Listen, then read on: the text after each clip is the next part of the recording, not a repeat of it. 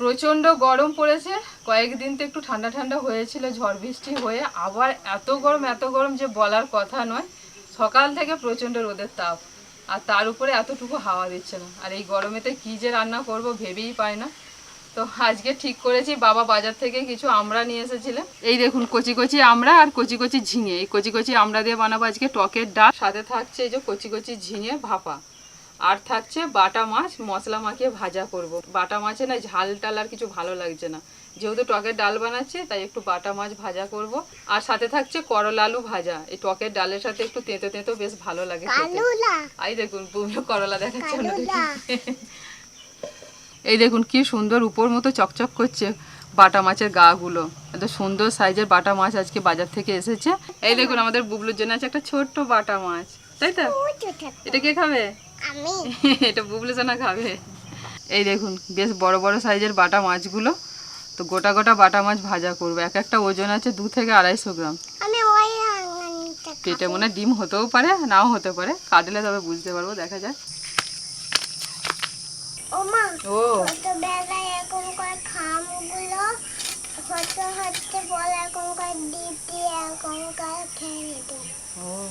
ঘামগুলো ছোটবেলা ঘামগুলো হরকে আসতো, জিভ দিয়ে এরকম করে খেয়ে নিত। তুমি এখন কত বড় হয়েছো মা? ও আচ্ছা আচ্ছা, ছোটবেলায় করতো বলবো। ডিম আছে, কাটি ওইটা ছোট মাছটার পেটে ডিম নেই, বড়টা কাটি দেখি কেমন।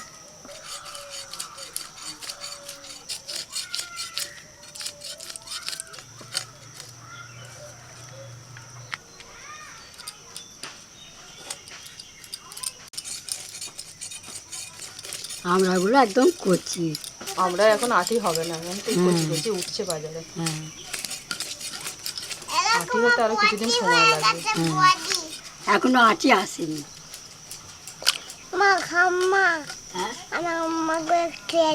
হ্যাঁ তুমি তো কাজ করছো, ধীরে ধীরে তুলে যাও। আমড়াগুলো জলে দিয়েছেন, দেখুন কচি আমড়া বলে জলটা কালো হয়ে গেছে। বুবলু রেডি হয়ে বসেছিল গো, কখন আবার কাটা হয়ে যাবে, ধুয়ে তুলবো। বউলো একটু জল ঘাটতে ভালোবাসে, তো জল ঘাটতে পারবো, ওটাই হচ্ছে। হ্যাঁ বাহ সেই গুড।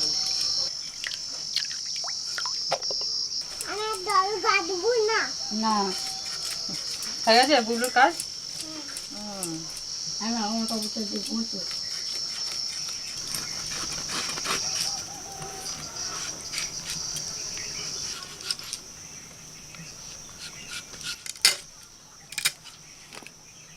মাছটা যা বড় বড় খাই, আমি মনে করলাম ডিম হবে। না না ডিম নেই। হ্যাঁ ডিম হয় না, ভালো হয়েছে।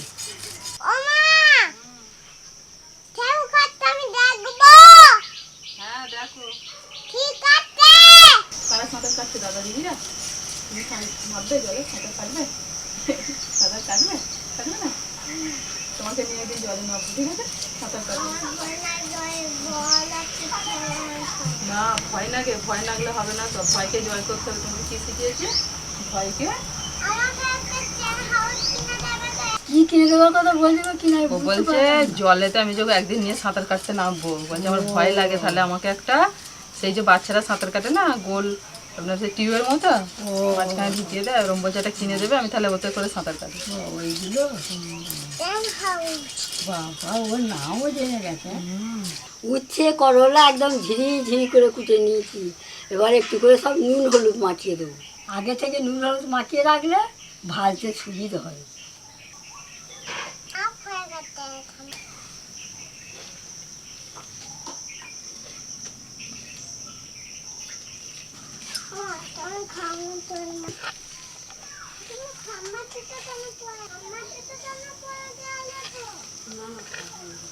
মুনি এবার পিসিদার সঙ্গে বাড়ি চলে যাও। যত গরমই হোক আর যত রোদই হোক, ওর একবার আসা চাই, বাড়িতে থাকবে। স্কুল গেলে তো আসতে পারে না, স্কুল না গেলে আগে থেকে রেডি হয়ে থাকবে আমাদের সঙ্গে আসবে বলে। করলা আলুতে নুন হলুদ মাখাতে মাখাতে এদিকে কিনাও মাছটা ধুয়ে দিয়ে গেল, তাহলে মাছটা একটু নুন হলুদ মাখিয়ে নিই।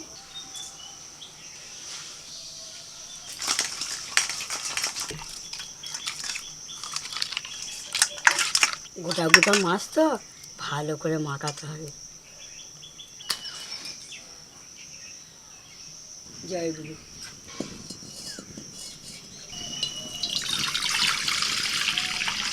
মসুর ডালটা ভালো করে একটু ধুয়ে নিই, জলটা গরম হলেই দিয়ে দেবো।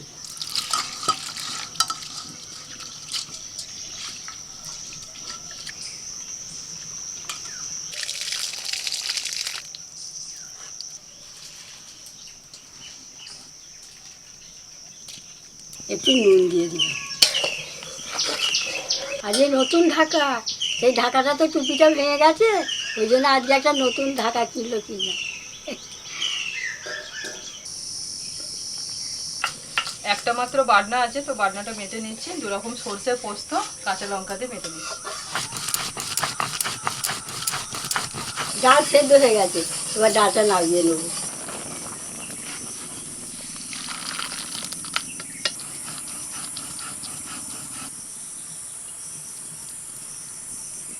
দুটো শুকনো লঙ্কা, কালো সর্ষে, ফোড়ন হয়ে গেছে, আমড়াগুলো দিয়ে দিচ্ছি।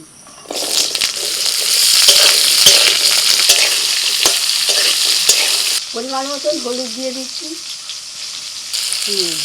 নুন হলুদ দিয়ে আমড়াটাকে একটু নাড়াচাড়া করে নিলাম। এবার ডাল ঢেলে দেবো।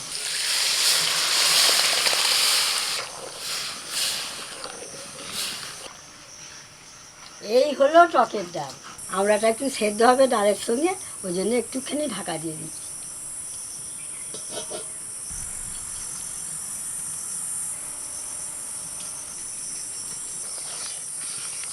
আমরা সেদ্ধ হতে বেশি সময় লাগলো না। আর আমরা একটু টকের ডালে একটু মিষ্টি খাই, তা তোমরা যদি কেউ না পছন্দ করো তাহলে দিও না, অল্প করে একটুখানি চিনি দিয়ে দিই। কচি আমরা দিয়ে টকের ডাল হয়ে গেল। এবার করলা আলুটা ভেজে নেব। তেলের ওপর একটা কাঁচা লঙ্কা ভেঙে দিয়ে দিয়েছি, এবার এই করলা কাটাগুলো দিয়ে দিচ্ছি।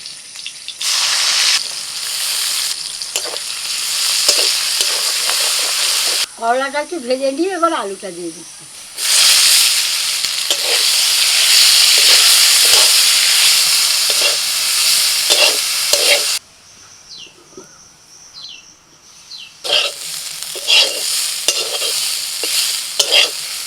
করলা আলু ভাজা হয়ে গেল, এবার তুলে নিচ্ছি। কি না একটু আলু কম দিতে বলেছিল, আমি একটু বেশি দিয়ে ফেলেছি আলুটা। করলা কম আর আলু বেশি হয়ে গেছে। ঝিঙে ভাপাটা বানাবো, তার জন্য ঝিঙেটাকে অল্প করে আগে একটু তেলের মধ্যে ভেজে নেব। কড়াই তেল দিয়েছি, এবার দিয়ে দিচ্ছি ঝিঙে। মা তো 2টো রান্না করলেন, এবার আমি 2টো করি। লবণ, হলুদ গুঁড়ো, অল্প একটু চিনি,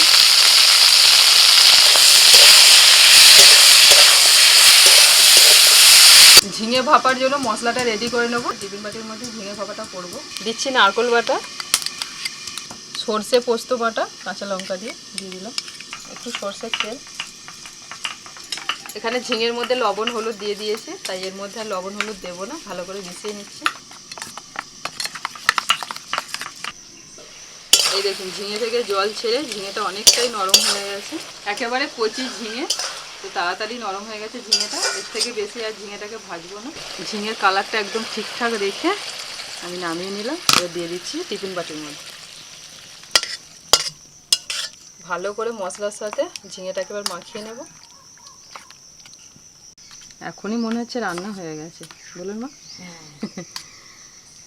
খুব সুন্দর একটা গন্ধ বেরোচ্ছে। একই জিনিস কত রকমভাবে খাওয়া যায়। হ্যাঁ, কদিন আগে সেই জল ভরা, সে কি করেছিলে? জল বড়া। জল ভরা। উপর থেকে দিয়ে দিচ্ছি 4টে কাঁচা লঙ্কা আর কয়েক টুকরো টমেটো। ঢাকনা বন্ধ করে দিচ্ছি। এদিকে কড়াইতে একটা জলের মধ্যে স্ট্যান্ড বসিয়ে দিয়েছি, টিফিন বাটি বসিয়ে দিলাম, ঢাকা দিয়ে দিলাম।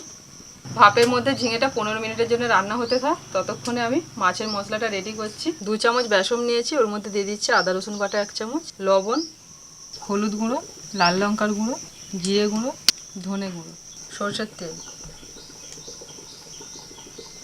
পাতিলেবু রস,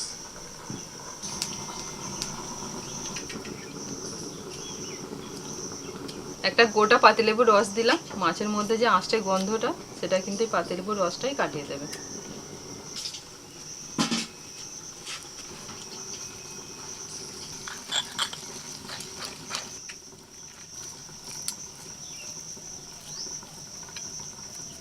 তেল হলুদ মাখানোর মতো। হ্যাঁ আমার যেগুলো দাগ কেটে দিয়েছে ভিতরে ভালো করে আঙুল দিয়ে ঢুকিয়ে দিই।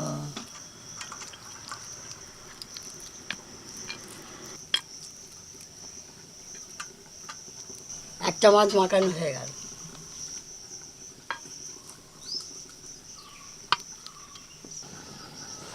মিনিট 15 হয়ে গেল, টিফিন বাটিটা বসিয়ে রেখেছি জলের মধ্যে। তো এদিকে আমার ঝিঙে ভাপাটা রেডি, এবার নামিয়ে নেব। আর দেখো সব মাছে ভালো করে মাখিয়ে দিয়েছি। এবারে গরম গরম ভাজা হলে ব্যাস রান্না শেষ। তেল গরম হয়ে গেছে, এবার মাছ ভেজে নেব।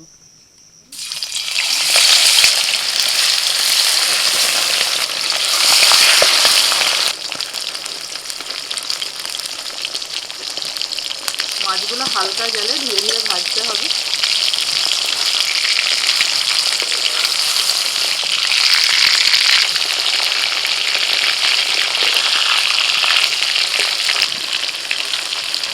পিঠোকে উল্টে পাল্টে লাল লাল করে মাছগুলোকে ভেজে নিয়েছি।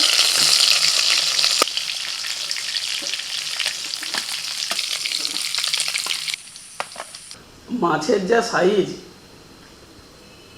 আমাকে আবার শেষকালে খাচ্ছি বলে হয়তো আমাকে একদম গোটা দিয়েছে। এই এত বড় মাছটা খেলে আর কিছু খাওয়ার জো আছে? এখন বাজে বিকেল 4টে, বাড়ির কাজ মিটিয়ে সবাই খাওয়া দাওয়া করে তারপর আমি খেতে বসেছি আর কি, সবার শেষে। আজকে বাড়িতে একটু ইলেকট্রিকের সব কাজ ছিল, অনেক দিন ধরে পড়েছিল, তো সেইটা শেষ করতে বিকেল 4টে বেজে গেছে। টকের ডালের সঙ্গে আমার আবার একটুখানি নারকোল ভাজা হলে ভালো হয়, তার জন্যে মা আবার বাড়িতে শেষে আর কি, রান্নার শেষে কিছু নারকোল ছিল, সেগুলো কিন্তু আমাকে ইয়ে করে দিয়েছে। শাক ভাজাটা কখন করেছে আমি জানি না, প্রচুর রান্নার আইটেম। এই গরমে টকের ডাল আর এই হালকা ফুলকা একটু ভাজা দিয়ে খেলে মনটাই ভালো হয়ে যায় খাটাখাটুনির কাজের শেষে। ওদিকে আবার ঝিঙে ভাপাও দেখছে, না না খাচ্ছি খাচ্ছি, একটু দেখে শুনে খেতে হয়, বাটা মাছে একটু কাঁটা থাকে। অনেকক্ষণ ধরেই আমাকে বলছে যে খেয়ে নাও খেয়ে নাও, মা বলছে বাবু খেয়ে নে, কিন্তু খাওয়াটা হচ্ছে না অনেক তৃপ্তির। ঝুট ঝামেলা মিটিয়ে ওই তাড়াহুড়ো করে খেয়ে না ভালো লাগে না, তার উপর এত সুন্দর সুন্দর রান্না। খাওয়ার সময়টার জন্য অপেক্ষা করি, ধীরে সুস্থে না খাওয়া হলে ভালো লাগে না। এইবার তৃপ্তি করে একদম খাচ্ছি।